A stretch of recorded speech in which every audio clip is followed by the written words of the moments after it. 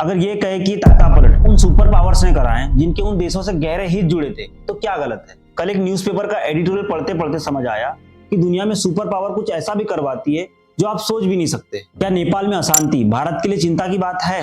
पिछले 3 वर्षों में भारत के 3 पड़ोसी देशों में इस तरह के हिंसक और अराजक तख्तापलट हुए। आखिर कैसे होते हैं तख्तापलट? सुपर पावर्स के दुनिया के हर देश में अपने स्वार्थ होते हैं। जिस देश में मजबूत सरकार आ जाती है वहां उनके स्वार्थ पूरा होना बंद हो जाते हैं, जिसके बाद ये सुपर पावर उस देश की सरकार को हटाकर या तो अपनी कठपुतली सरकार बैठा देती है या उस देश में अराजकता में धकेल देती है।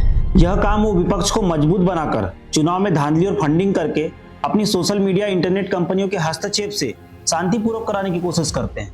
और जब यह शांतिपूर्वक तरीके से संभव नहीं होता तो उस देश में तख्तापलट की योजना बनाई जाती है, जिसमें सबसे पहले युवाओं की नाराजगी के कारण खोजे जाते हैं। उनके बीच पॉपुलर नॉन पॉलिटिकल चेहरे को खोजा जाता है। वेस्टर्न मीडिया में उन्हें हीरो की तरह पेश किया जाता है और उनका कद भी बड़ा दिखाया जाता है, और फिर अपनी सोशल मीडिया कंपनियों की मदद से उस देश के युवाओं में उद्धारक की तरफ पेश किया जाता है। और ये सब सोचा जाए तो बालेंद्र शाह की छवि इन सब में मैच खाती है, जो सबसे बड़ा एग्जाम्पल बनती है। तो ये बात भारत के लिए चिंता की बात क्यों है?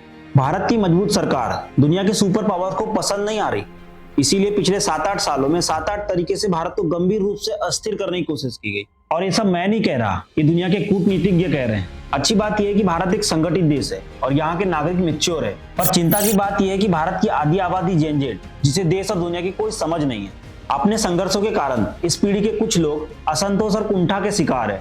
ऐसे में देश के दुश्मन कभी भी इनको मोहरा बनाकर देश को अस्थिर करने की कोशिश कर सकते हैं। इसीलिए जेन जेड के संघर्ष और उनकी मानसिक स्थिति को समझकर सरकार को तुरंत काम कर देना चाहिए, क्योंकि बाद में दिक्कत ना हो।